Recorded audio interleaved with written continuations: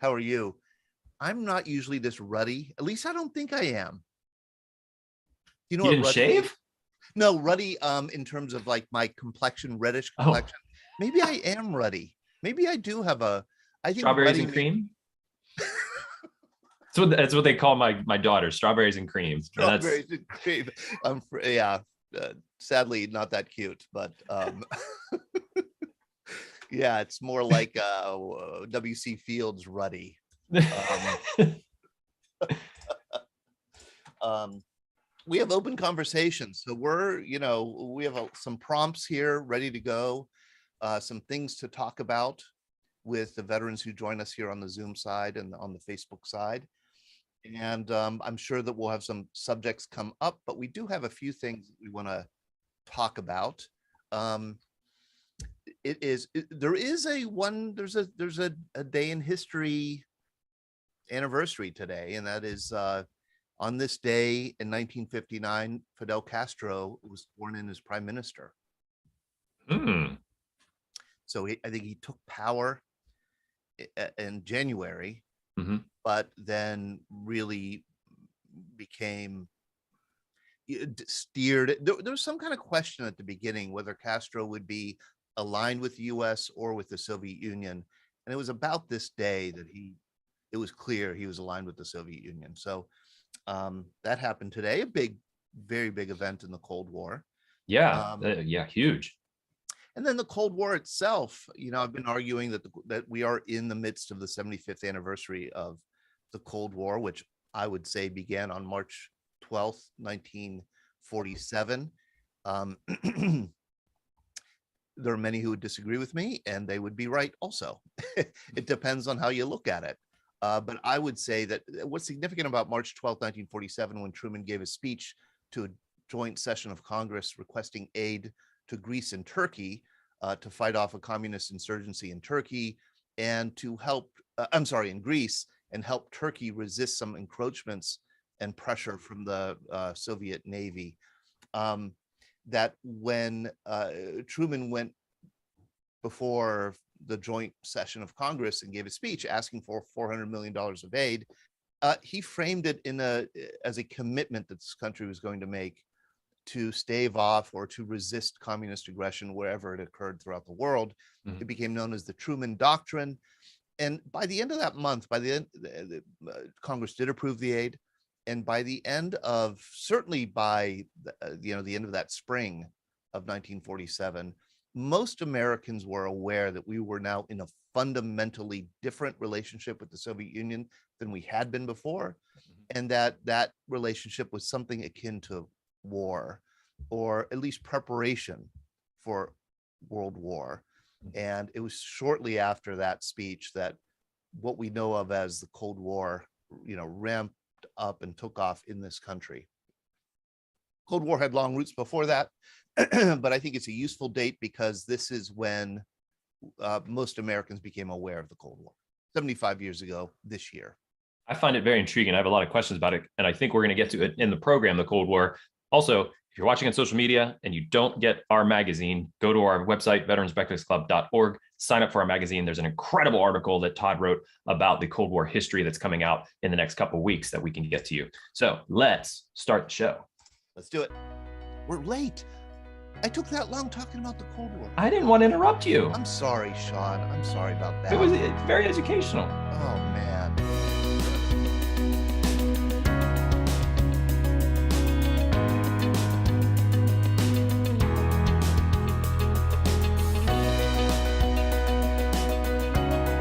Hey, welcome.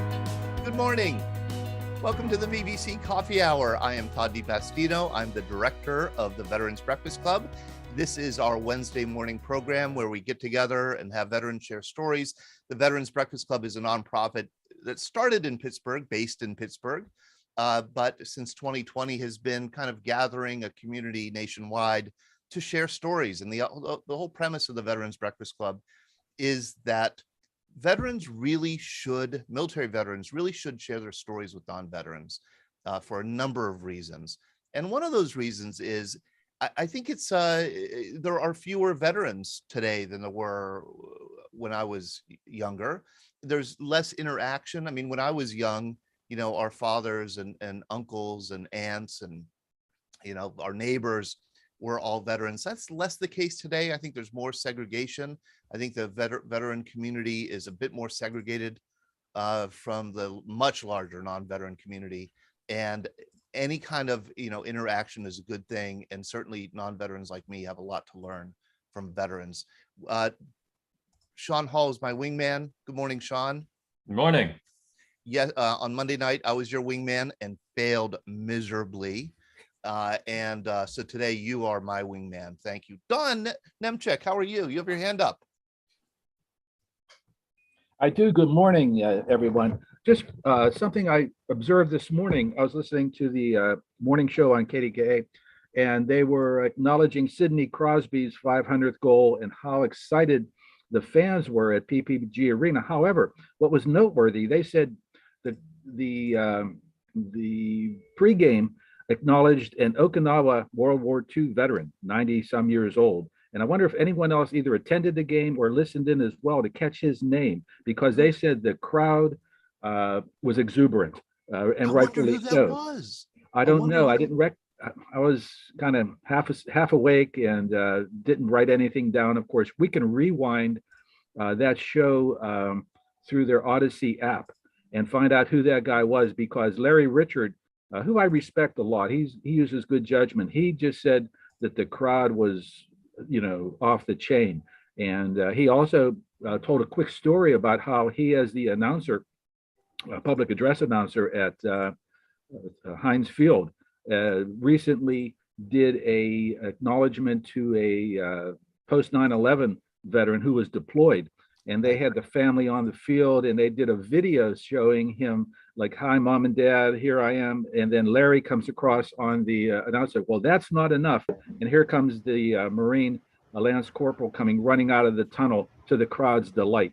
So your comment about how this area is acknowledged by our veterans. I know Larry Richard and the other fellow acknowledged that here in Western Pennsylvania, we got a strong connection with our veterans, and hopefully that'll continue. So that's interesting. I just want to bring it out if anybody was at the hockey game or heard that as well, and to find out who that veteran was, because they said he was standing tall, everything was good with him, and we certainly want to acknowledge him as well.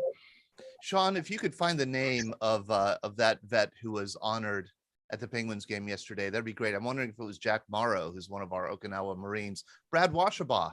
Yeah, hello everybody. Good morning. My daughter Brooke lives in Dallas and was in Pittsburgh yesterday on business, and the people she was meeting with decided to take her to the hockey game. She had never been to a hockey game, so she attended the game last night, not knowing anything about hockey. And I was following it a bit when Crosby got his 500th goal, which was just amazing. And then I looked at the score, and the Penguins fell behind 4-2.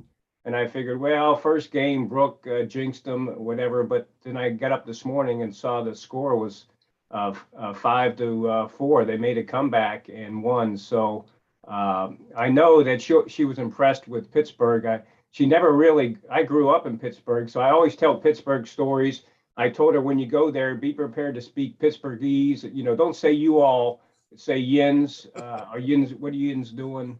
And don't say washabaw, say warshabaw. And, You got it. She got a big kick out of that. So I'll ask her about the veteran experience, but I'm so glad that she got to experience Pittsburgh in its best. Not only recognize veterans, but just the way the city gets behind all things, including veterans and their sports teams. Oh, that's so great. Thank you, Brad. Before we go further, I do want to acknowledge our wonderful sponsors. We are happy, proud, grateful to be associated with D&D Auto Salvage. They have been a big supporter of ours for quite some time. They are talking about Pittsburgh. They are very much a local Pittsburgh company that began as really just an auto parts yard in the 1970s here in Tarentum. It's have since moved a second location in Lawrenceville. And now they do all kinds of metal recycling for commercial entities, for individuals, for demolition projects. They have all kinds of equipment. They can come on site and salvage and take the ferrous and non-ferrous metals, which apparently means iron and non-iron metals, away.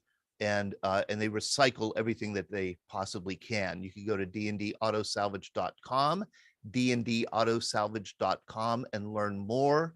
I do urge you that they also own, same company owns Millerstown Pick Aparts, which is, I always think of my dear departed father, who was an inveterate tinkerer and loved to work on cars back when you could work on cars. And he was the kind of guy who would go to an my mom was always yelling at him for, spending a Saturday at a junkyard, she would say. And he'd take tools and he'd bring back, hands would be all greasy, and then bring back all these auto parts that I guess he had no use for. At least according to my mom, he had no use for them. But anyhow, that's getting apart from our acknowledgement of our sponsors. Our other sponsor is tobacco-free Adagio Health. Again, we're really proud to be associated with Adagio Health, especially their tobacco-free program. Their mission is to reduce the amount of tobacco use in the country and to educate America about the hazards of tobacco and secondhand smoke, to encourage policies, private and public policies, that protect the community from tobacco and harmful cigarette smoke and vaping, and then also to help people quit. And they have a free quit line, 1-800-QUIT-NOW, 1-800-QUIT-NOW, and it's kind of counseling and support for those who do want to quit. That's tobacco-free Adagio Health, tobacco-free.adagiohealth.org. And before we go further, and again, we're doing open conversation today, so there's no real set guest. Either of a few people I see on the screen here, I want to speak up and have them introduce themselves and share some information. But this is open conversation. We're relying on you to bring up some topics. And if you don't bring up topics, I will. And you don't want that, because you don't want to be lectured at about the history of the Cold War for an hour and a half. So, but that's what you're going to get if you don't speak up. So we have a program coming up next Monday night on February 21st. This is going to be, we're going to focus it for Black History Month on the history of the 24th Infantry Regiment, which was one of the original Buffalo Soldier units that was created in 1869, patrolled out west, fought in several of the Indian Wars out west, and then, of course, continued to serve. One of the last members of a segregated unit was Curtis Morrow. This man here, he's going to be our guest on Monday night. He served with the 24th Infantry Regiment when it was still a segregated regiment in Korea. He wrote a memoir about it. He's a fascinating guy who seems to have lived several different lives almost. His memoir is called "What's a Commie Ever Done to Black People?" A Korean War memoir. He moved to Africa and lived there for 11 years. He lives in Chicago now, and he has agreed to join us and share his story on Monday night, along with Daryl Nash, who's a 26-year Army veteran who has become the 24th Infantry Regiment historian. And he's going to share Daryl will share some of the history of the 24th Infantry Regiment, and Curtis will share his history and his own personal story. Then check this out. Okay, a week from today is going to be the 77th anniversary of the flag waving on Iwo Jima, the flag raising on Iwo Jima. And our guest is going to be somebody that I really wanted to contact and have on the program, because he's another one of these remarkable people, these amateur detectives, these historical detectives, these amateur historians who pored over every photograph taken on Iwo Jima, every one, and determined that yet another one of the people who has been identified as a flag raiser was not a flag raiser. You will remember that, 20 years ago, the book came out, Flags of Our Fathers by James Bradley. It's the story of his father, Doc Bradley, who was supposedly one of the original flag raisers. Flags of Our Fathers was made into a wonderful motion picture directed by Clint Eastwood. And it told the story of the 3 flag raisers who were brought back to the United States to participate in a bond drive, I think the Mighty Eighth, the 8th and last most successful of the many war bond drives during World War II. And it's a wonderful movie, a wonderful story. Unfortunately, it's not quite true. At least the background to the movie and the story is not true. James Bradley didn't know that when he wrote the book. Clint Eastwood didn't know that when he made the movie. Nobody knew that. In fact, when the flag was raised, of course, here's the picture, the famous Joe Rosenthal flag raising photo. You don't see any faces. You don't know who they are. This photo immediately became a sensation at home, won a Pulitzer Prize, and the White House decided they were going to build the whole mighty 8th war bond drive around this photo. So they wanted to know who was in the photo, and there was a frantic effort made on the part of the Marine Corps and the Navy Department to determine who these people were. So by the time they were able to determine some identities in March 1945, 3 of the supposed flag raisers were already dead. These names were released finally after the war. These were believed to be the flag raisers for a very long time. Hank Hansen, Rene Gagnon, Doc Bradley, John Bradley, a Navy corpsman, Michael Strank, who's from Johnstown, PA,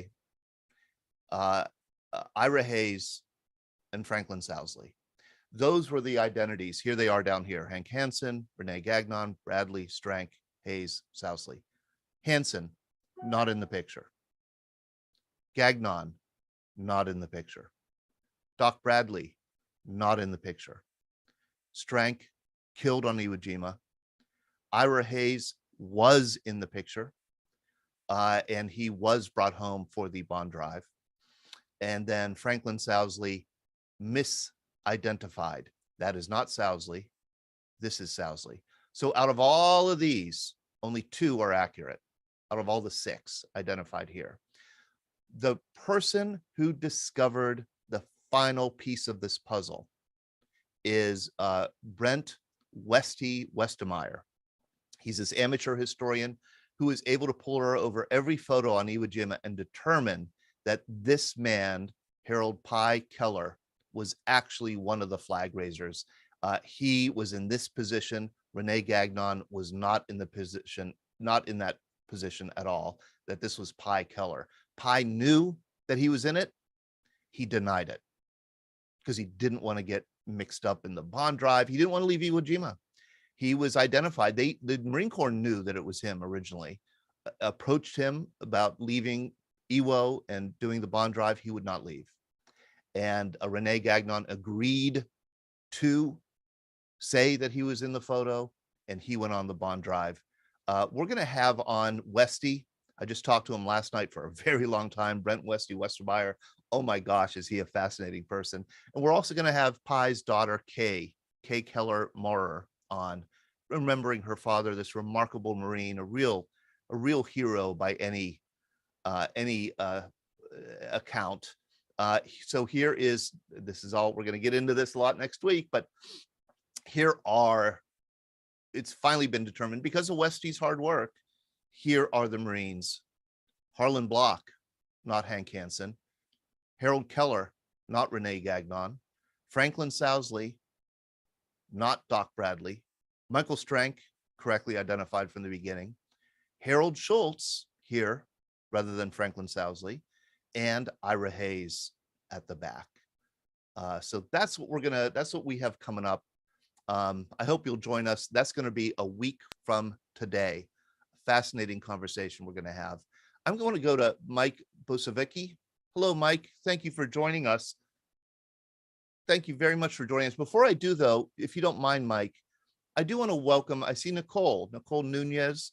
Hi, Nicole. She is with the USS Constitution Museum in Boston. And Nicole, you are still in the Navy, aren't you? Yes, I'm in the Navy Reserves. I separated from active duty in 2020, and I work as a civilian in the museum, and then I do my drills out of Manchester, New Hampshire, and Fort Devens in Massachusetts. Fort Devens and Manchester, New Hampshire. So you do, being a member of the reserves, you do the 1 weekend a month and 2 weeks over the summer, or is it much more than that? Actually, it is a lot more because I am a chief petty officer in the Navy. So it feels like I do the same exact stuff on active duty, but without the pay. My husband and I How many joke times have I about. heard that? How many times have I heard that? It is not like reserve duty is not like it used to be, you know, for my dad's generation in the 50s and 60s. Not at all, right? It's much more involved, much more difficult. And I think that's just because of the internet, and we're used to always connecting. We're used to sending an email and someone responds. So it's responding to Navy emails on top of work emails. So it is a lot more, but and that's what I like about the museum is that they are very military friendly. Anytime I have to go and do a funeral or anything, they let me just go, and it's almost like no questions asked.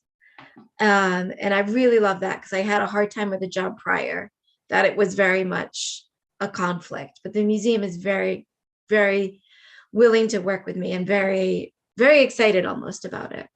Here is the USS Constitution Museum. As some of you know, the USS Constitution, the oldest commissioned ship in the US Navy, commissioned in what, like 1797, something like that? Yeah, this year we're celebrating our 225th birthday in October. So we're looking to actually have the first ever alumni event for prior crews. So we're going through and finding prior crew members, and in October we're going to have a huge event for them, and it's going to be a really fun time. I'm excited about meeting all of the past crew members. Well, you know, I think Rick Arisman might have been on the USS Constitution in 1797. You might be a little younger than that. I'm not quite sure, Rick. I'm mean. I'm so mean. Yeah, you know, that was out of my league at the time. LSUs were as close as you could get. And Rick, and I should say, Rick was a retired National Park Ranger. So I don't know. And you were in Boston, weren't you, Rick? Oh yeah, I've been on the Constitution. The museum is wonderful too. And Nicole is the new Salute to Service coordinator, which is a kind of a program director, program coordinator for the USS Constitution Museum. This is the website, ussconstitutionmuseum.org. Sean, if you wouldn't mind putting it in the chat. And Nicole and I talked a little bit about maybe doing some events together here online with the Constitution Museum. I think that would be really cool. And so thank you for joining us, Nicole.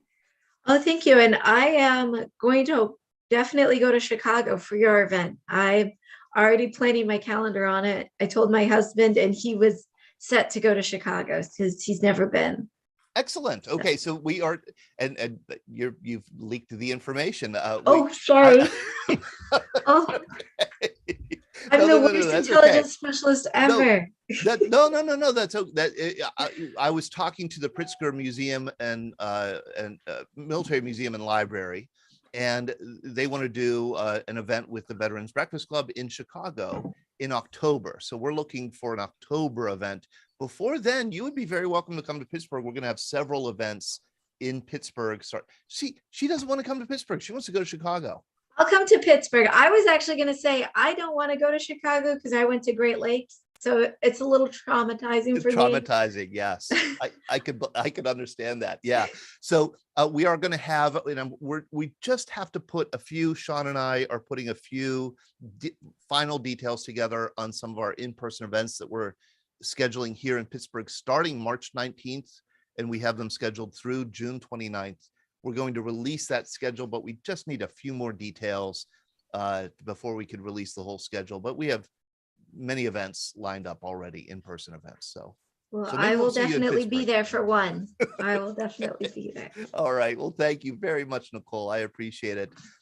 Now, Mike Busavicki, I'm very grateful that you joined us. Mike is works for the VA. He's a rating specialist for the VA.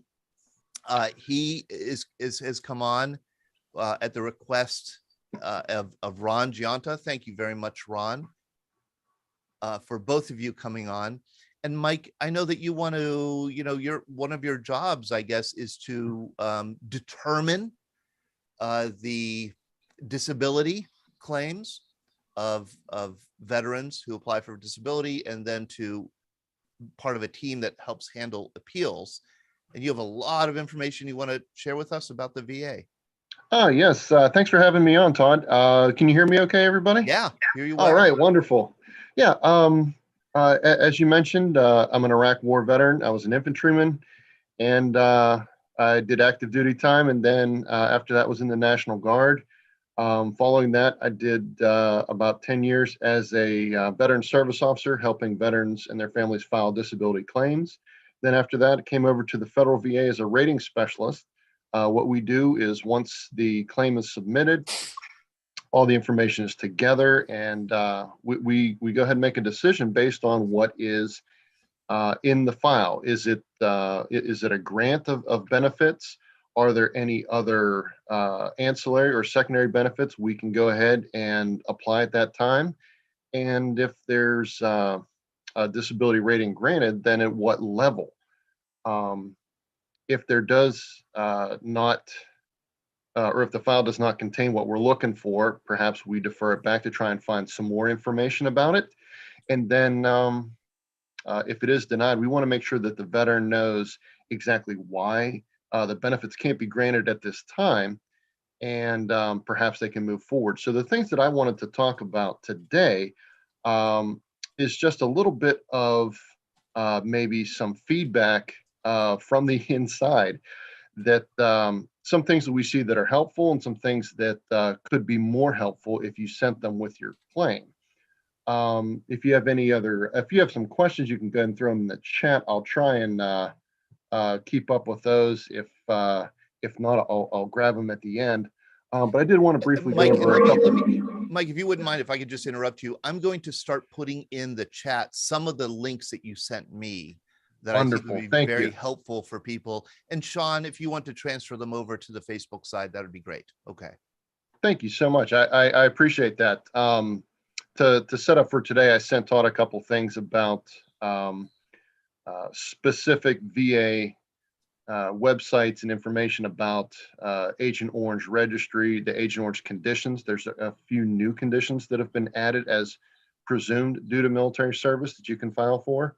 The same thing for the Gulf War. VA got on board with trying to find presumptive conditions a lot earlier, which I'm thankful for. And then also information about the burn pit registry and some things that some Gulf War veterans might be interested in, to include the new respiratory issues that they are presuming due to burn pits or just service in general in the Southwest Asia theater of service. But the thing I really wanted to talk about today is understanding the process and what VA is looking for. When I was a service officer and reading claims today, I see a lot of times the veteran is frustrated saying, in effect, what is VA looking for? It's plain as day. Here it is in the information. And I see that as a little bit of a disconnect as to what maybe we're asking. And hopefully we can try and be a little bit more straightforward with that. And the veteran understanding that, yes, we found what you're looking for, but maybe there's a couple other things. So there's three major points, and I can send some more information to you, Todd, too, if you want to post that later. And if people have follow-on questions to ensure that it's as clear as possible. But pretty much there are three things that we're looking for when we file a disability claim. First of all, it's going to be, is there an event in service? Is there some type of hazardous exposure? Is there an injury? Is there a chronic illness or something like that? In other words, hey, how did this happen? That's what we want to know. Because the one disconnect also is if veterans are being treated by the hospital, that's VA treatment, and the primary mission of VA is healthcare, trying to mitigate anything that any healthcare concerns you might have for enrolled veterans. That doesn't necessarily mean that's a disability claim. Disability claims are on pretty much on the side of if you had an illness or injury while you were in uniform. And that does include Reserve and National Guard time. If people have questions about that, I can address those as well. one misconception is that you have to be on active duty at the time. And with any VA question, the answer to that is, well, it depends. But most of the time it's if you're in uniform. So we're just going to say if there's an event, I say, hey, we want to establish this happened in uniform. And we're going to come back to this foundation of three fundamentals a couple times here. The second thing is making sure that we have a currently diagnosed condition. In other words, if you had bronchitis in service and you're claiming bronchitis 10 years later and it's resolved, yes, it's in your record. We absolutely established that first piece of the puzzle. But if you don't have a currently diagnosed chronic condition, it's often a little bit more difficult to say there was a residual effect of your military service today that we want to have disability compensation for. But let's say that you have medical evidence, and VA will accept private records.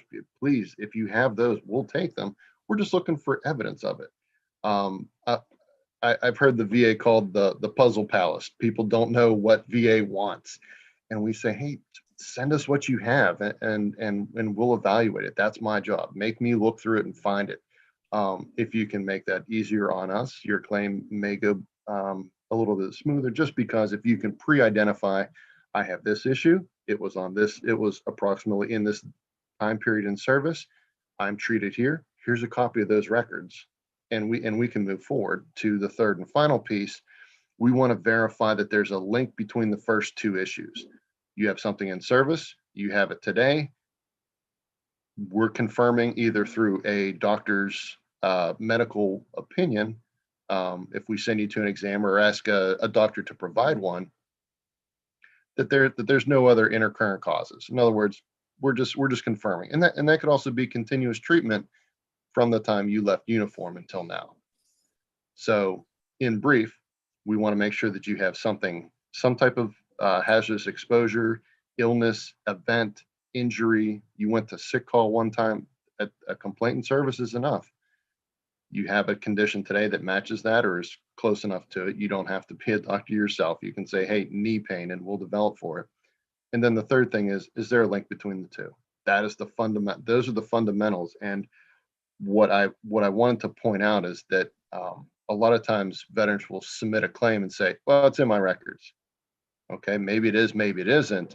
You're assuming that all of the records are there in the federal repository that we will go out for, but that it was also annotated as you believe it was. So the more evidence that you have, then you can send us, the better. Now, I'm not saying to send redundant evidence. I'm just saying if you can point out, and on the application it says, when did this happen? You can narrow it down.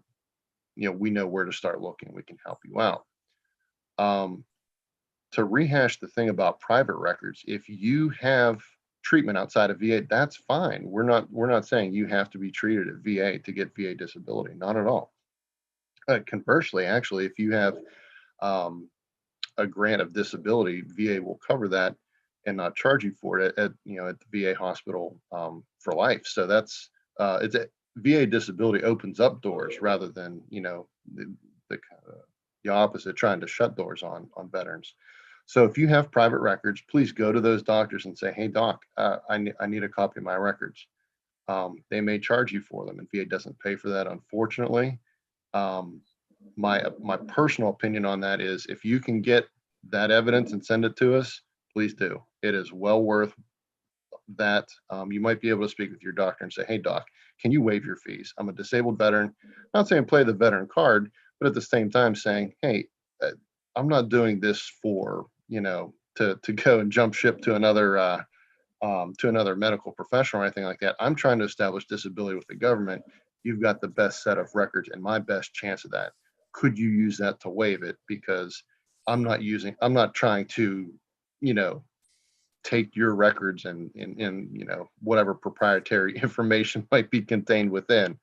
I'm doing this for my own benefit. Would you help me assist? And that's on the office. But anyway, please, if you could do that, I recommend that wholeheartedly. One thing, like I said, some things are helpful. some things maybe less so. If the doctor writes anything in there and says, hey, if VA has any questions, please call my office at XYZ, whatever the number is. I believe that might be less so. VA might not, VA is probably not going to go ahead and call the doctor to chit chat. We're going to go with the objective evidence that's written in the file at that time. In other words, if we call and have a conversation, it might not be documented, and we want to be able to have everything documented. So it's clear that we made the right decision for you on your claim. One other thing, when I mentioned, did you have an illness or injury in service? And that was kind of the reason why I threw the links out there. And I just kind of fishing for the interest that people have in it so we could guide the conversation. If you have service in one of the areas that we presume there are hazardous exposures, like Camp Lejeune, the water from the 50s to the 1980s, or Vietnam between the early 1960s and the early 1970s. There are some exceptions to expand that. So that's why I threw those links in there. If anyone had specific questions, we could cover it. But like I said, with the application, you want to let VA know as much as possible. I was there. It was rainy season. It was hot. It was cold. If you can't narrow it down to, July 1st, 1969, I understand that some events are long enough ago that you might not remember the date. But you could say, yeah, it was at the beginning of my combat tour. It was at the end of, I was short time and I was trying to get out of country. It was at the end of my tour. You could, that way we can kind of narrow down the search and therefore expedite your claim just based on the efficiency of information that is provided. The last thing that I'd like to point out too is that, and having been a veteran service officer myself, I recommend that folks don't fly alone. Veteran service officers, veteran service organizations, VSOs, will help you file your claim free of charge. These are professionals. Most of them are veterans themselves. I know that when I worked for the state of Pennsylvania as a service officer, they required you to be a veteran. I remember the one time they called and an applicant asked, are you hiring? And we were. And they said, do you have a veteran's preference? And I said, yes, we read your resume. So if you go to a VSO, they may not have chewed the same sand that you did, but they potentially get it. And it's not always easy to talk about veterans' experiences outside of that community. So if you do want to file a claim, the first thing, you've got common ground with a veteran service officer. But the second thing about it is you're able to follow up consistently with the same person or at least the same office. The thing I mentioned earlier about communication, whenever I rate a disability claim, I don't talk to the veteran, I don't see the veteran, I don't know anything about them. I read the objective evidence that is on the paper. That means that all the communication to that point has been through the VSO, it's been through our development team. Any conversations or any written correspondence for the veteran has already come in.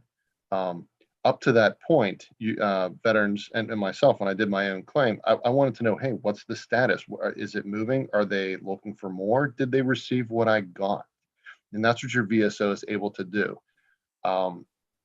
Also, if there are any extenuating circumstances, if you want to ask that it be expedited due to financial or health hardship, you're trying to get service connection in order to enroll in the VA healthcare system, because that's one of the qualifying criteria. Yep, if you have a service-connected disability, yes, we can get you enrolled. Yes, please, absolutely correspond with us. And the VSO has a direct conduit to do so. They can also read the exact same file that I'm reading when I review your disability claim. So they can see what evidence has been received. Did we bookmark it? Are we looking at it? Do we have notes in there saying we're going to kick it back to get an opinion? Deferrals aren't necessarily your claim moving backwards.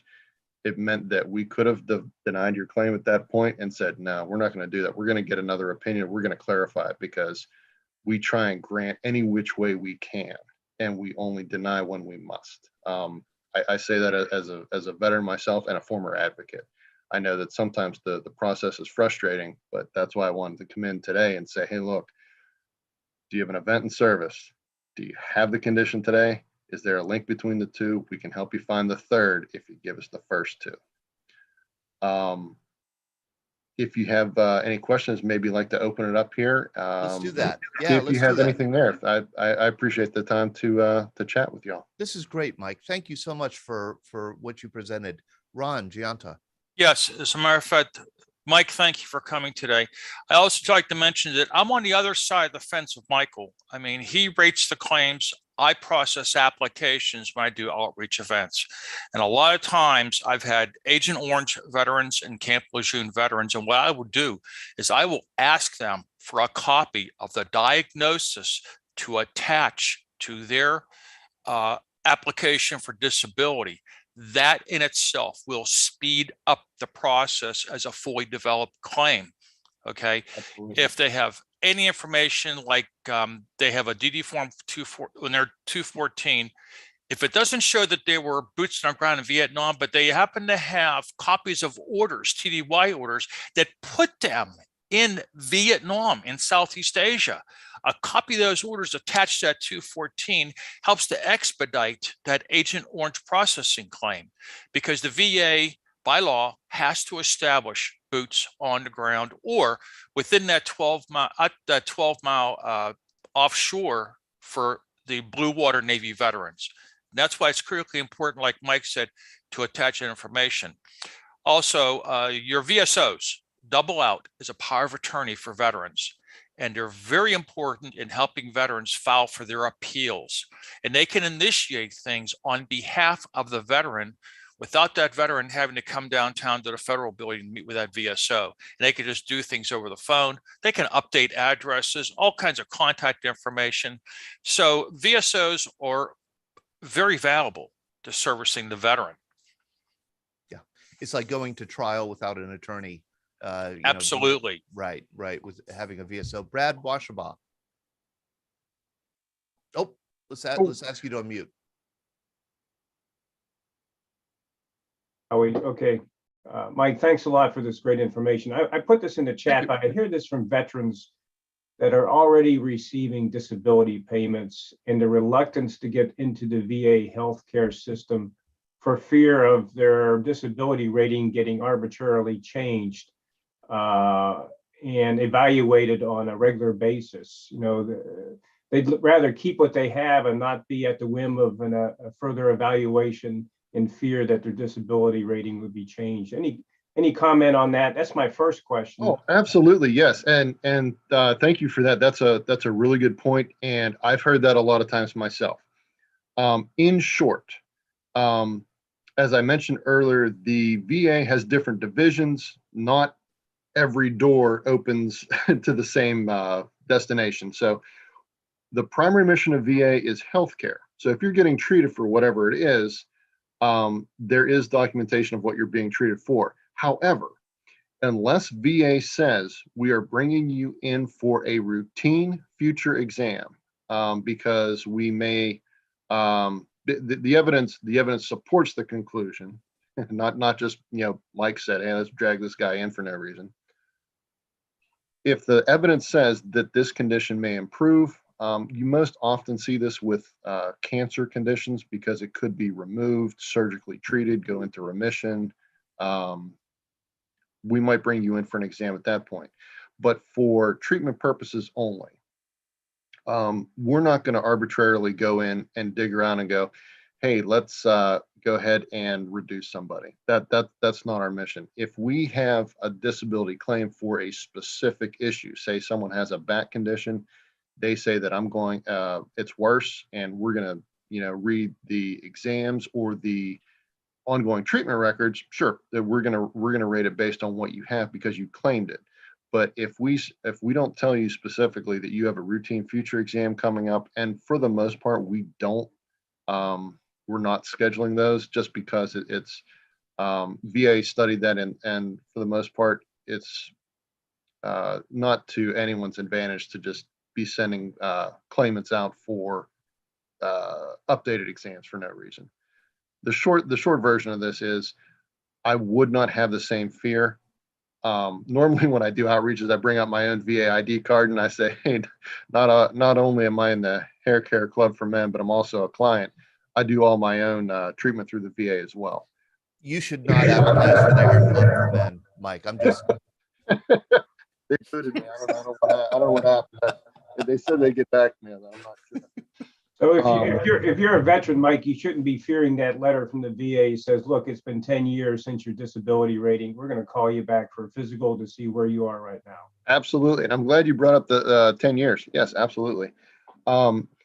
First and foremost, if you have a disability rating that's been in effect for at least 5 years, VA will not reduce it based on one scheduled exam.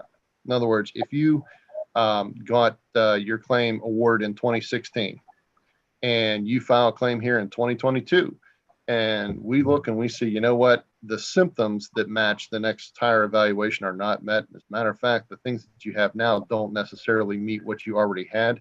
We are not going to reduce you on one exam. Note that I said you specifically claimed the disability. If you were getting treatment for whatever condition that you have, VA is not going to say, hey, let's float around and see who's getting treated so we can take some money off of them. That does not happen. I absolutely only get assigned cases that are a specific claim. And once again, that is on the VA healthcare side, VHA. I work on VBA, and that's the disability benefits you're talking about. If you file a claim and that is what is in the file and you specifically asked for it, and we find that the medical evidence supports lower evaluations over time, that could happen. Once again, I stress this one more time. If you filed for the claim and then we see that it improved, that could be a time to get a possible reevaluation, maybe not. There's protections for your evaluations at 5, 10, and 20 years. At 5 years, we will not reduce or sever a benefit based on one evaluation. At 10 years, we cannot sever an evaluation. And at 20 years, we will not sever or reduce anything if it's been in effect that long. So I understand the free-floating anxiety. I've had it myself, worried about it. But if VA does not tell you, we are checking up on this, then that's not something that we're not hunting to take your benefits actively. We're just not doing that. And I don't want to make it a thing like by saying, oh, we're just too busy to do that. What I mean is we're actively working on disability claims to grant benefits. We're not hunting to sever or discontinue benefits. That's not what we look to do. Thank you. Hey, Mike, can you explain, like, whenever a veteran who was a Vietnam vet, he's exposed to Agent Orange, Sure, and he's filing a claim because he's been diagnosed with prostate cancer. Okay. But after he's awarded his disability rating for prostate cancer, and let's say he also received the isotope seeds in his prostate. seed implant, yes. The seed implant. Why would a veteran, why are we asking them to get routine exams for every 6 months after their initial decision to be awarded that 100% disability? And then I guess after so many 6-month exams, it changes, I guess, to an annual exam. Can you explain why do we do that? First of all, VA regulation requires specifically that after your initial grant, that this is written into the M21. I'm sure you're familiar with it.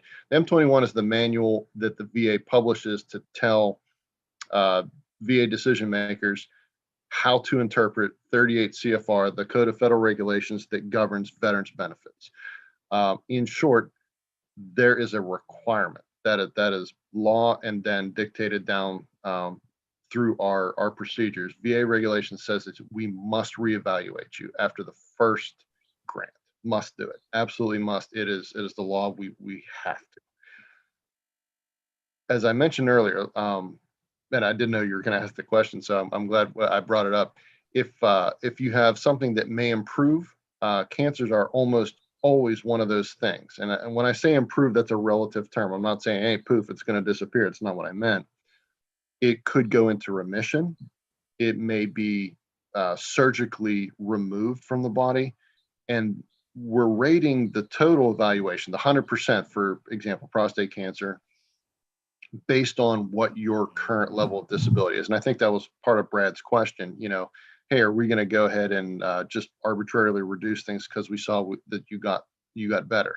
If it's not part of your active claim, we're not looking for it. We're not required by law to go back and bring you in or look through your file.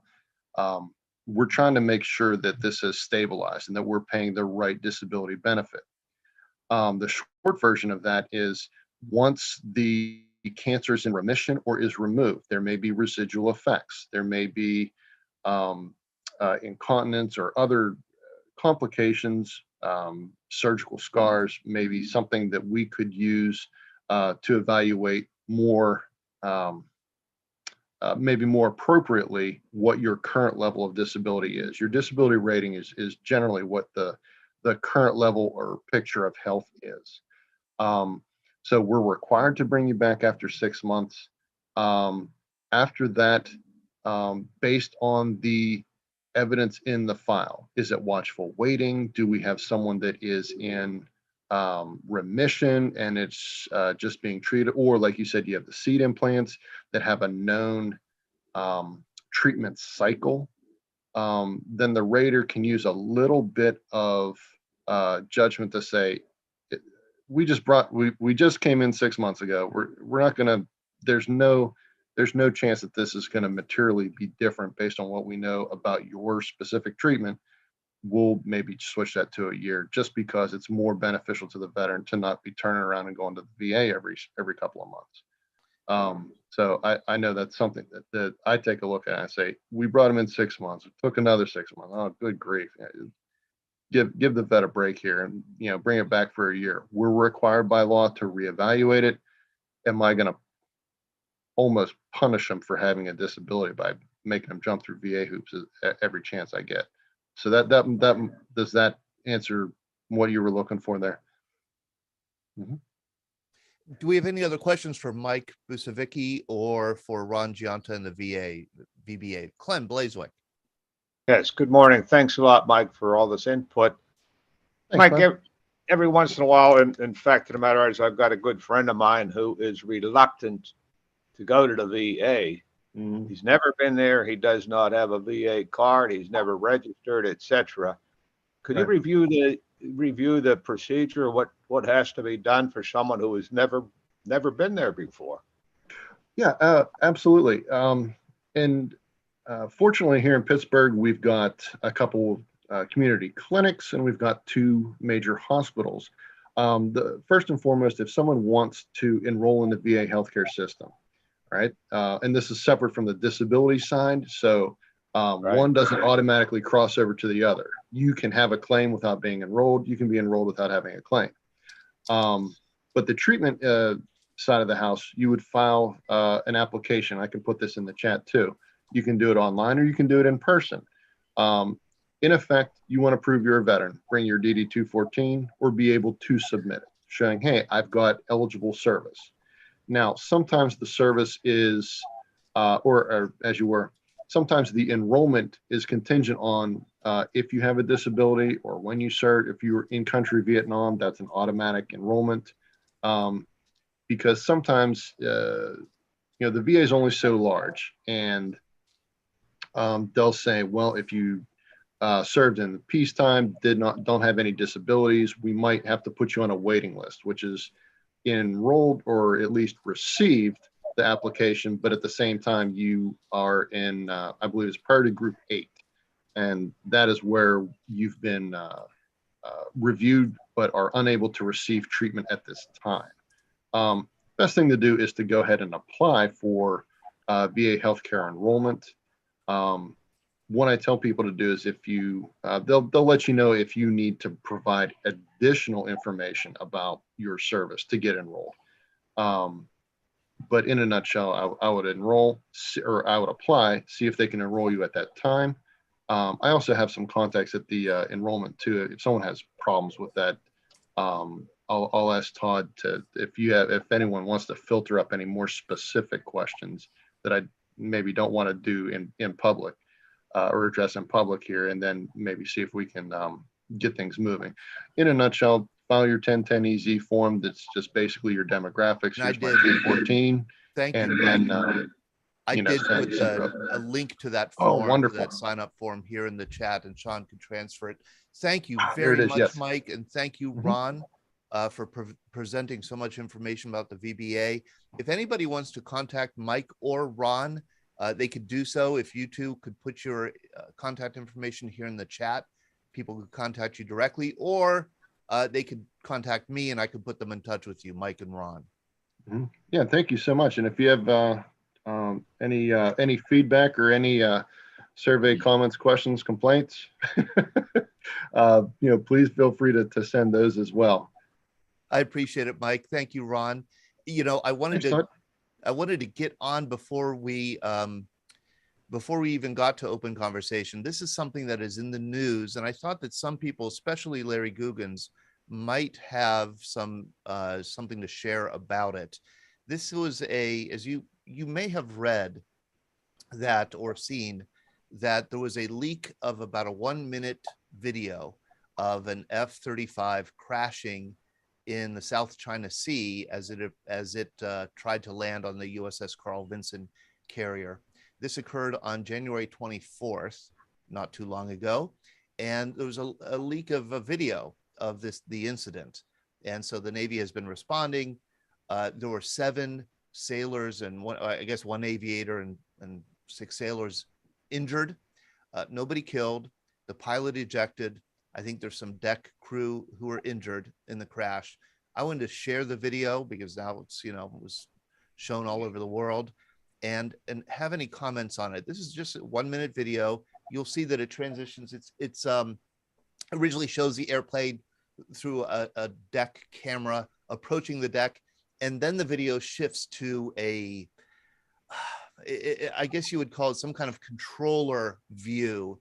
It's a video of a video being played. There's some background TV noise but you could hear some controllers talking as the plane is coming in, and specifically you hear a controller yelling wave, waving off the landing. Well, with any further ado, I'm going to play it and we can discuss it here. I want to make sure that I get the sound. Okay, so it is optimized for sound, so here it is. Okay.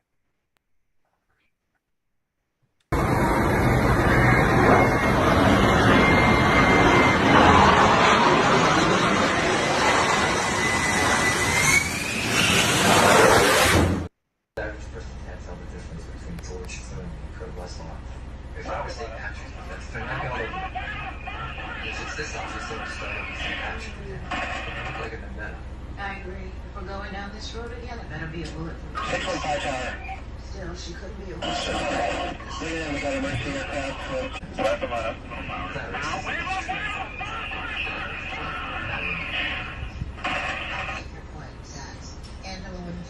Who's the one that's yelling fire, fire, fire?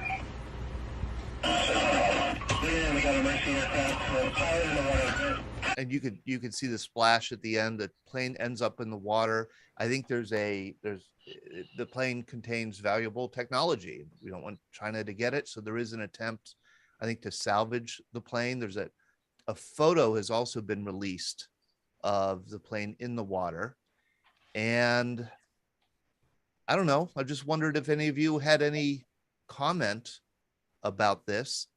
So Andy Glade, who's not here with us this morning, emailed saying he was very impressed by the quickness of the deck crew in responding to the fire that was on the deck. He could tell by this video and by another that the response was within something like 7 seconds. And that's just due to a lot of training.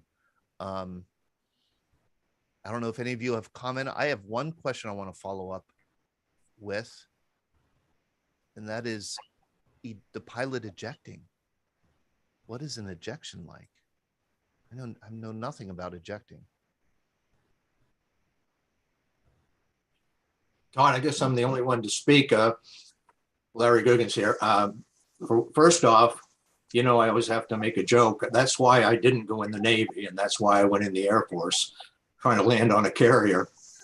I can't comment on any of the video or what happened. Obviously to everybody, he got too low before he got to the carrier and hit on the end of it, it looks like. That is obvious to you that he got too low? It looks like from the first video. And to be honest with you, I haven't seen it till you just showed it. I know it's on and I just got caught up in other things, but it looks like he's too low and they tried to wave him off. Why he didn't or couldn't, I don't know. I'm glad that he survived and ejected. I've never ejected from an airplane, but I had ejection training. Yeah, we can watch it if you just want to watch it again. I think he hits the end of the carrier short. Again, I never made a carrier landing, so I'm out. But I don't know who took that video, but this looks like one that's in the carrier that they use. See how low he is? He's way too low. He should be up in those crosshairs, as far as I understand. And it should have gone around. And I believe the airplane has sufficient power to go around. So why he didn't, I don't know. Pride, who knows?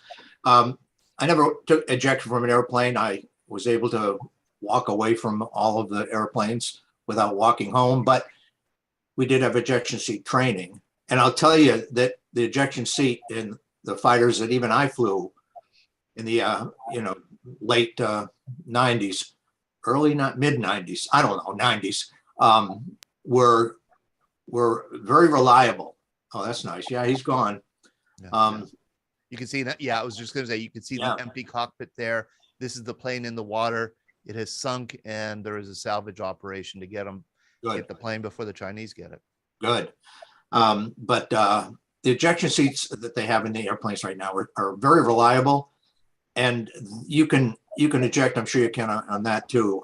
0-0, which means 0 altitude, 0 airspeed. You can eject. In other words, just sitting on the carrier, you can eject right there and survive. You may only get one swing in the chute, but you'll survive. The A-10 that I flew, the last one I flew, you could actually eject from the A-10 inverted at, I can't remember the altitude. I never want to try it, but about like 300 feet. If you can believe that, upside down, you can eject.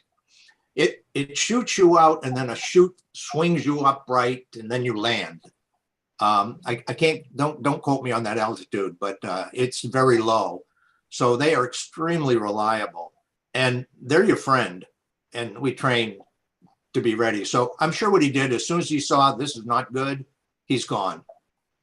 He's out of there. So that's all. I wish there was a Navy, someone here that landed on carriers that could give you more information, but I don't know if that helps or not. Thank you. That does help. And here's what I want to show. Here's a video of how they test the ejection. I wanted to see if I could find a video of somebody actually ejecting, and there are tons of them. But some of them are pretty violent and gruesome. It is not a gentle. My vision of a pilot ejecting from a plane is a Warner Brothers cartoon with a big spring and the seat going like wah, wah, wah, wah, wah, wah, wah. I have no concept of what it must be like to be ejected. Here's a video, a training video that shows how intense the experience is. Here we go.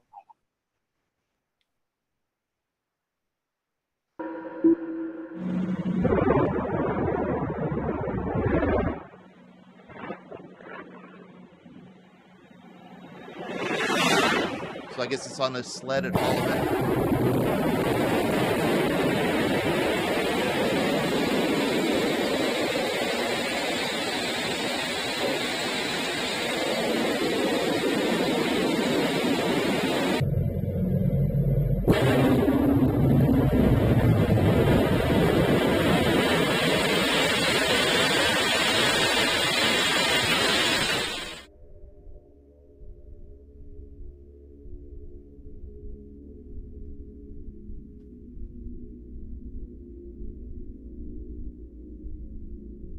All I can think of is up to 88 miles an hour.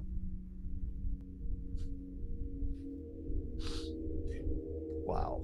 But that looks, it's very jarring. Yeah. That does not look like something you want to do.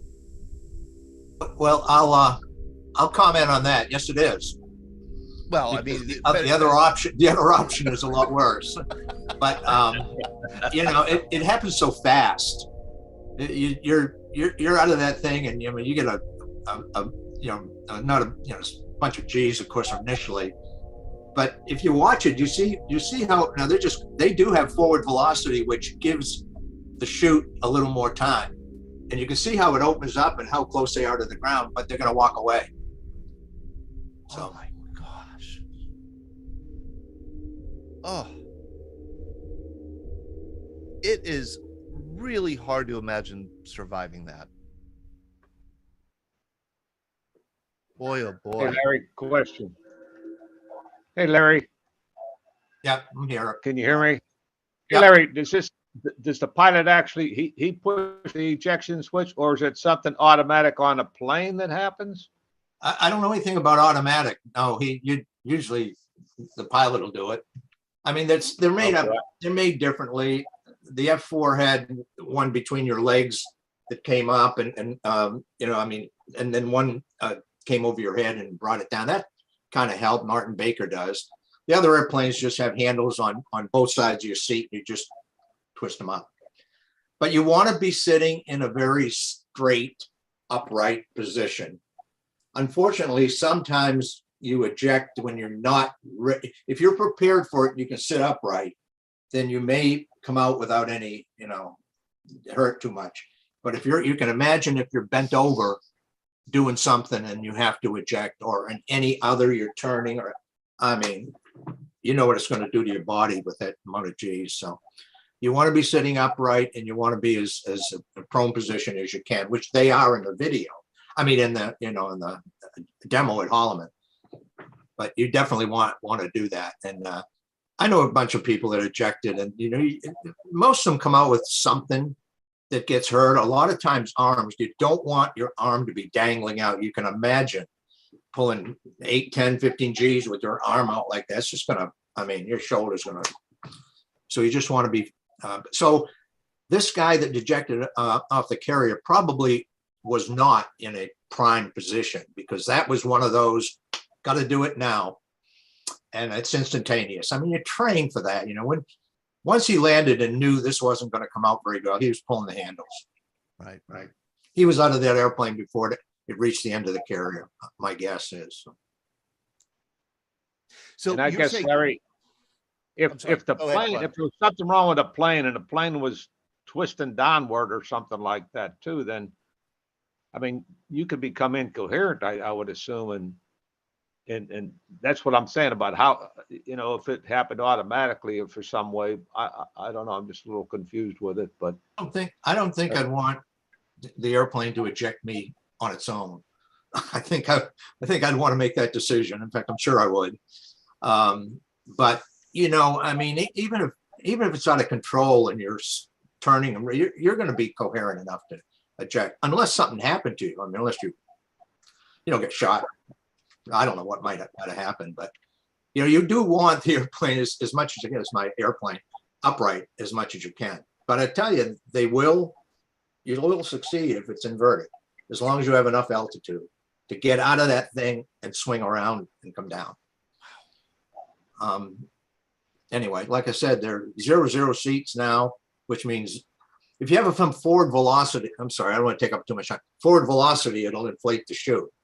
If you're just sitting there, you're just going straight up, and the gravity is going to open your chute. Okay. So at 0-0, you know, they say 0-0. Zero altitude, zero airspeed.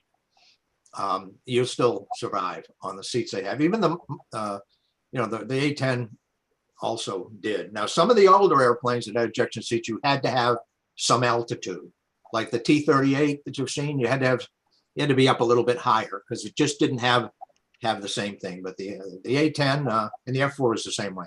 But the A-10 and anything after that, 0-0. 0-0, meaning you could be sitting on the ground in a stationary airplane, hit the ejector button, be shot up into the air, chute will open, you'll land on the ground, you'll survive.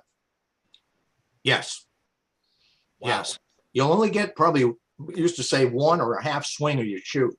Anybody that I've never parachuted out of airplanes because they were never on fire. But I say that's not true. But I never had a parachute from an airplane that was on fire. Anyway, yeah, you only probably get one swing and then your feet are gonna hit the ground. So you could hit the ground, at an angle, with parachutes. You could, and you could hurt your leg and all that. But you're gonna be able to go home that night. You're gonna go home. You're gonna go home. Yeah, it'll be tough walking back to the base, but you'll remember it. Broken leg. Yeah. There's pictures of airplanes. Ejections without any forward velocity on the ground somewhere. We could find them. Oh yeah, there's plenty of videos. Yeah, definitely. Hey, Ron, one how thing. are you? Fine, thanks. One thing I might add of interest in the F4, at least, the back seater has a lever to turn where he can eject the front seater. And it's one of the checklist items that you discuss before you go out, whether he wants you to do that in case he's incapacitated or not. A lot of them chose not to, but most of them chose to have that ability to have them ejected. And of course, I had some that said, well, I'm not ejecting at all. I'm going down with the airplane. I don't want to be a prisoner. They would say that. I don't know any of them, but they may be. I'm sure someone would do that. That's true. Generally in the F4, the front seater initiates the ejection. All right. And the back seat will go first. He knows this. The back seat will go first. Ron knows this. And then the front seater will go. Canopy, back seat, front seat. But there is a handle that sits right in front of your face in the F4 that you pull out and turn. Okay. And then if the back seater eject, I should back up a little bit. A normal ejection would be the back seater ejects himself. And then the front seater ejects himself. Okay. If not, if the front seater ejects, the back seater is going to go. He's gone, front seater. But you can take the handle in the back seat and turn it 90 degrees. And then if the back seater ejects, he'll take the front seater will go after him. That's for some kind of incapacitation. And Ron knows this also. It's also, we get a big detail about high speed ejections. They found out in the F4 that when the back seater goes and the canopy goes, sometimes the front seat canopy won't come off. In that case, you pull the handle to make sure that the front seater goes with you. It can get kind of complicated, but yeah, that's true. Ron, thank you. That is so interesting to me. And here is an F4, and you can see the front seat, back seat, the canopies propped open. This one actually is for sale, I believe. You could buy this F4. Wouldn't you love to have one of these? You could own it for $3.25 million. Pocket change. Absolutely. I could then go to every event that you have. I can just take my own little F4 right off the Constitution and then come back. That's right. And there's one other thing about the Constitution that somebody put in the chat I want to share is this is the new commander. This is the new captain. Her name is Commander Billy Farrell.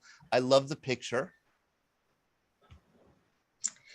Yes, she is. And what I thought was inspiring when she was doing her turnover, she went to the Navy Academy. She brought a picture from 1995 when she visited the Constitution prior to her service. So I think that's just so inspiring that she still has that picture. Now she has it. Now she has it on her desk just to show how far she's come. So. And look at that hat. Come on, who would not want to wear that hat? And those epaulette, are they called epaulets? Epaulets? Yes. Shoulder, whatever, epaulets, right? Sean, help me out here. Epaulets, yes. Epaulets, okay. Yeah. That is so cool. That is so great. Any other, any other topics anybody wants to bring up? Comments?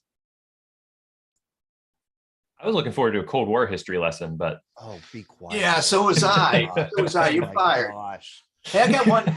But as long as you're talking about ejection seats, I'll give you one Cold War thing if you want. Yeah. I flew F4s during the Cold War out of England.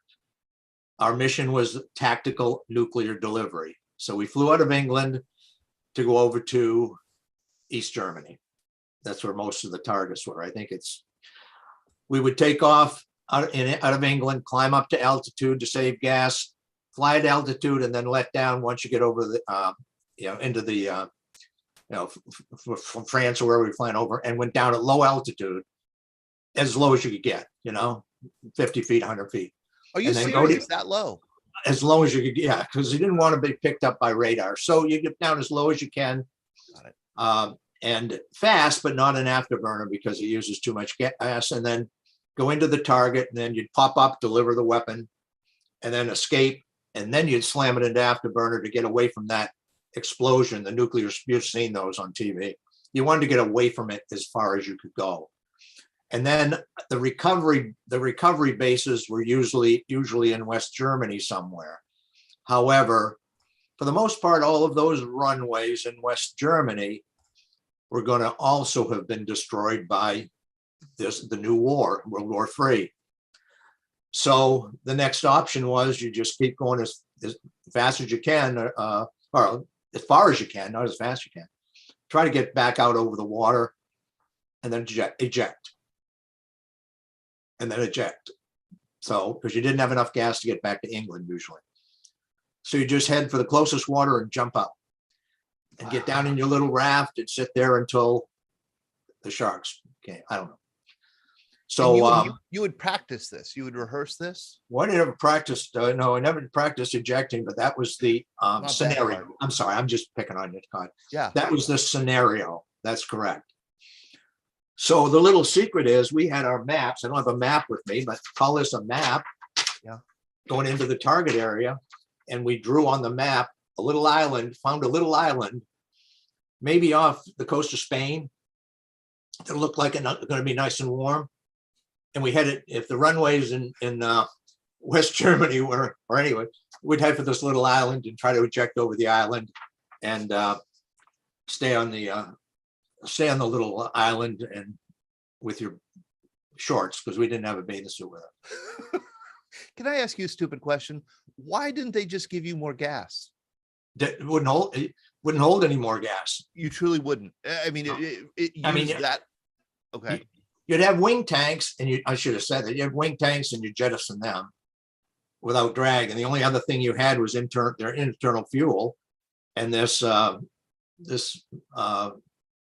weapon on the center line of the airplane that you were going to dump somewhere, and then come back. So, I mean, you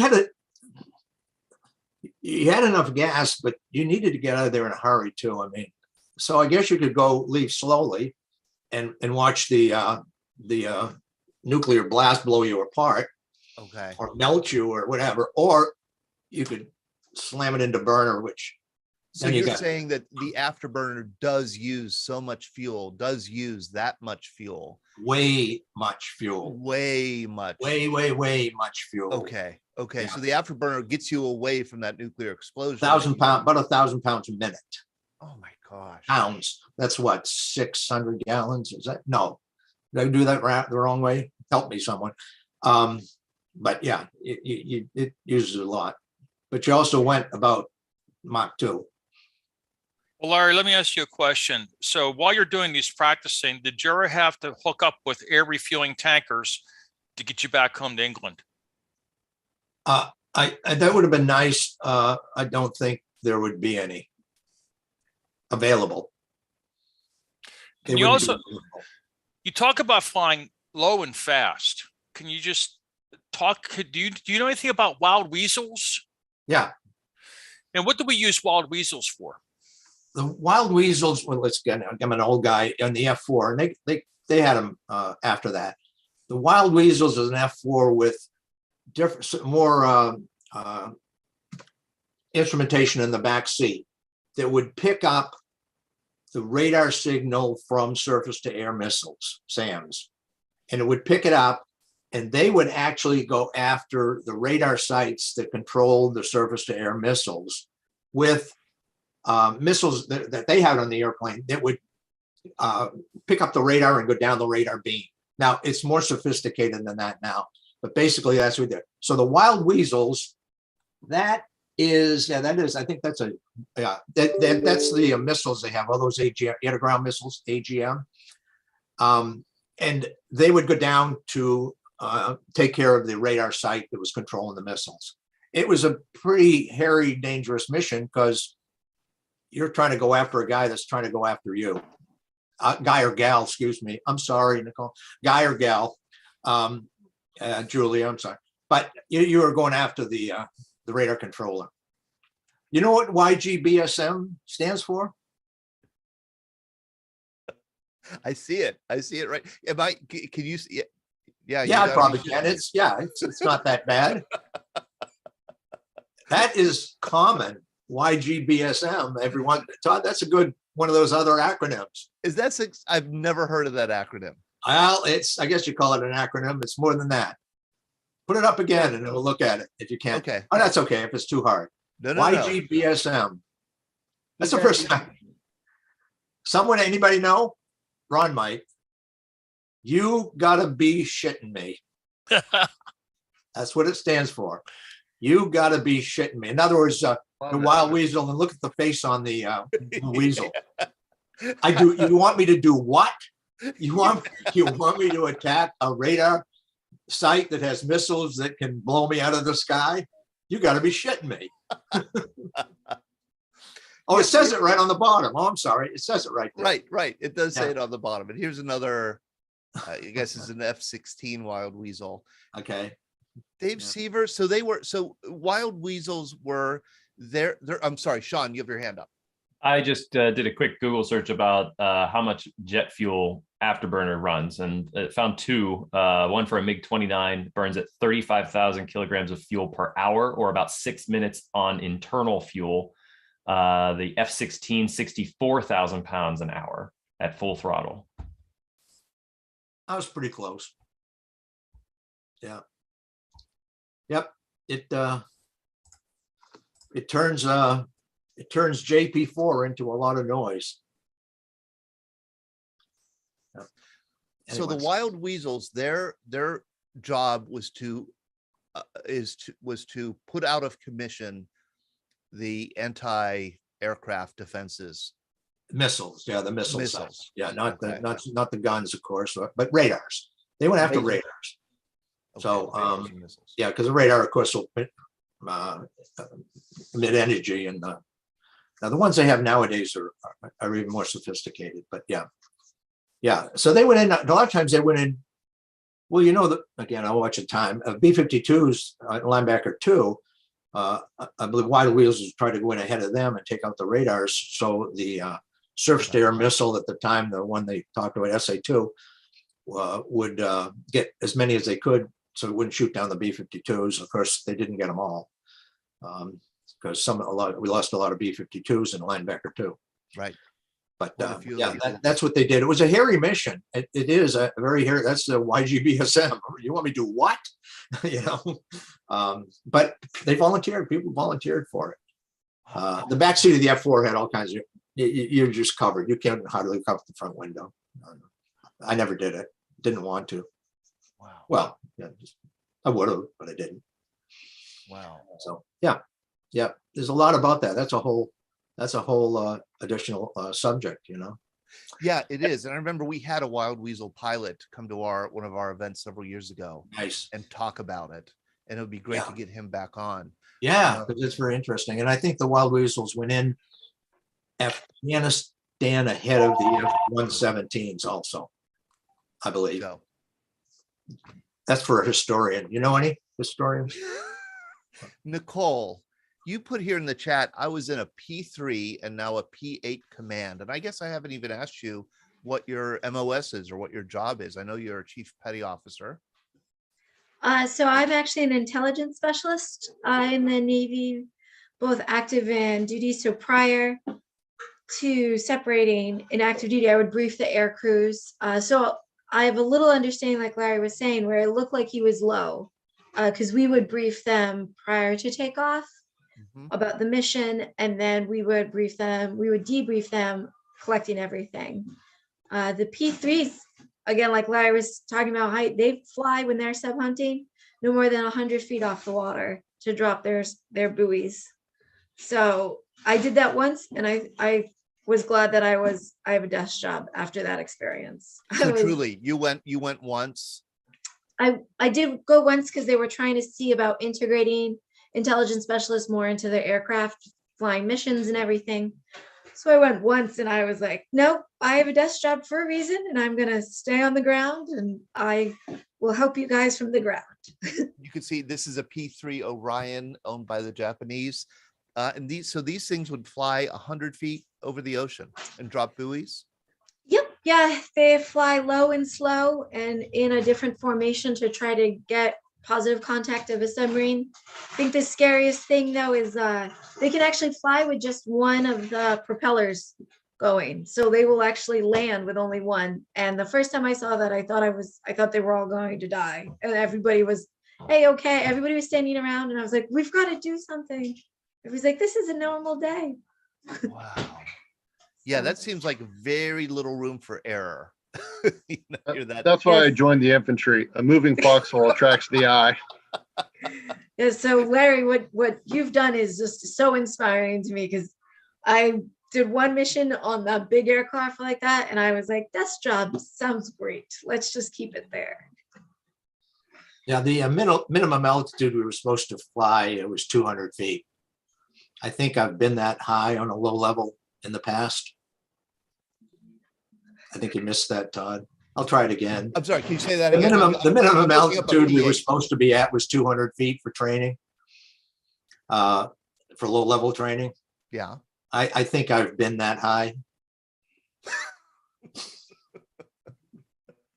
That's insane. Because I mean, I guess with a propeller plane, I don't know, you're going slower, so maybe you have more room for error. But a plane like the F4 or the P8, I mean, you can't go slow in those things, or you can't go very slow. And just the room for error. I mean, here's a P8 Poseidon. Yeah. Did you see that video? The video in Death Valley, that low level video through. Yes. Well, you can see they're down pretty low going through there. But you can see what you're looking at is you're looking way up in front of you, of course. The faster you go, the further out in front of you have to kind of look at. But you're doing what it takes right now, but you're looking up ahead of you to see what you need to do. If you don't do that, then you're going to run into the side of a hill, right, or something like that. But yeah, you can see that's a good little video if anybody hasn't seen it. They got a bunch of different airplanes flying a lot through the canyons there. So right, that's low level. But the low level across flat terrain, you can get down at 50 feet comfortably. I mean, comfortably is 10,000 feet, but I mean, you could get down at 50 feet. Oh, how'd you do that quick? So Sean, you have your hand up. You can see this is an F-22 in Death Valley. Larry and Ben Wright and I talked about this in a Scuttlebutt podcast. You can see it on our YouTube channel. We pulled up a bunch of different videos of these and talked about how low they are to the ground and shooting this canyon. But I have a sort of a side story here that my grandfather, after World War II, was coming back through the Liberty tubes with a buddy of his who was driving, and they get pulled over on the Liberty Bridge for going too fast. Cop comes up to the driver, his buddy, and says, "Okay, buddy, give me your pilot's license." And he pulls out his pilot license from World War II and hands it to him. And he's like, "Get your ass out of here." Let him go. That was good. There's another secret. If you saw it on the first one, you don't want to let the shadow touch your airplane. You can see it on the very first one that you shoot, Sean, how low one of them got. That's it. Yeah, you don't want your shadow to hit the airplane. I was just about to say that sometimes the perspective is hard to judge how far from the surface they actually are, but looking at the shadow, you do see how close they are. Yeah, that very first one showed it. They were down pretty low. He was down real low. And you don't want to touch your shadow. That's probably not good. Yeah. Let's go back to that one. Here you'll see it in the beginning. You can see the shadow, it's a good shadow. But And watch, right there, look look how how close it that gets. is. Right there. Oh.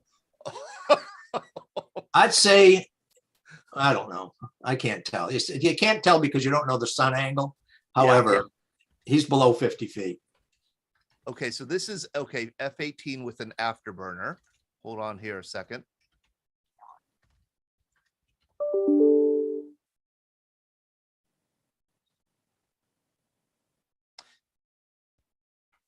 So the afterburner you said with the F4 gets you Mach 2? Is that Straight and level? Yeah, yeah. It'll actually, the fastest I've been is 2.2.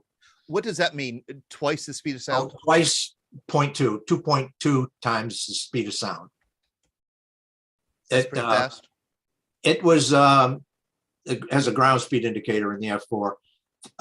It was 1,380 knots across the ground.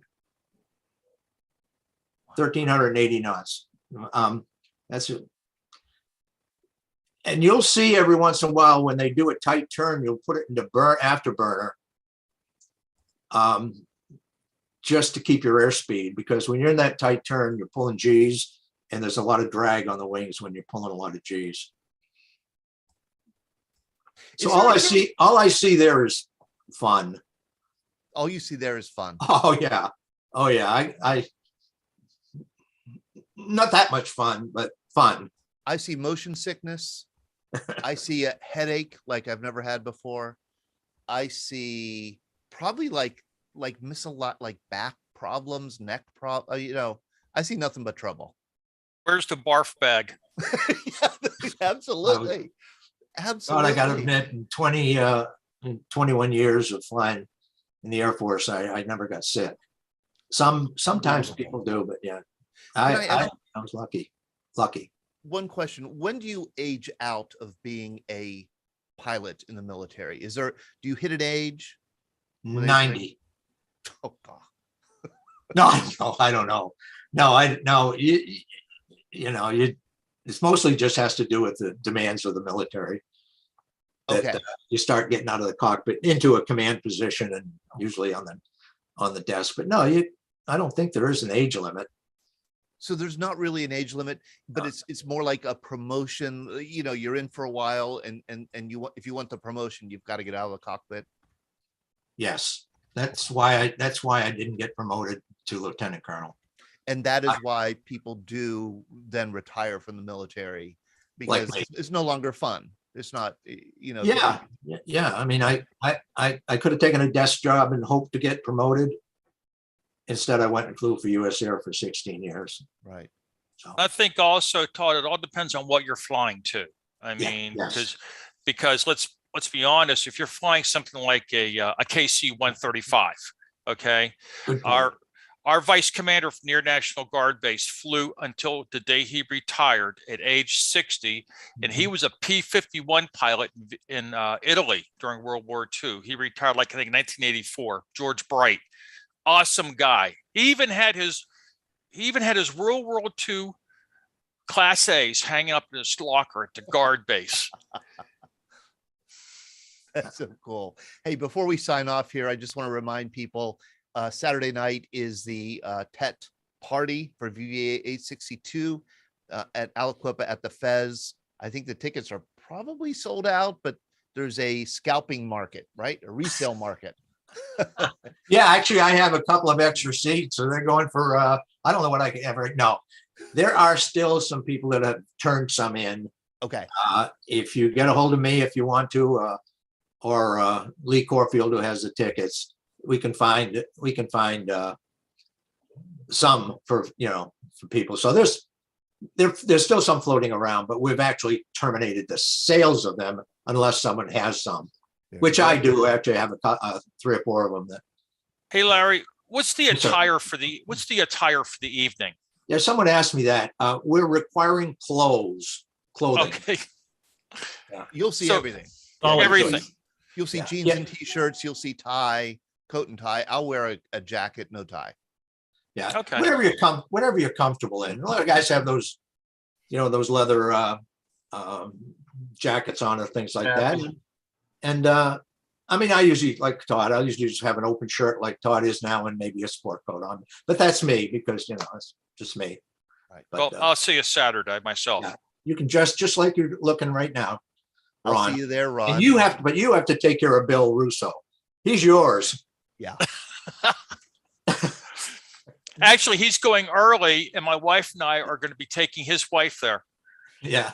Yeah. We got to go early to set things up. Anyway, thank you for a great meeting. And Mike, thanks for all the information. I sent a note to Todd. Yeah, That thank you. That information, if we could always put that together with you and Ron for an audience of veterans that are just looking for, you know, how to put their claims in. It's needed, as you know better than I do, Mike. It's needed. Thank you so much. If you ever want to set something up with, Vietnam veterans, I can work with you on that, and Clem and I can both work on that if you want to get together anytime. Anyway, Todd, thank you very much. I'll keep quiet. Good night. Thank you, Mike. Thank you, Larry. Nicole, thank you for joining us. I hope to see you again and tell us more about the Constitution next time you're on. Hey, everyone, take care. Have a good Wednesday. Be well.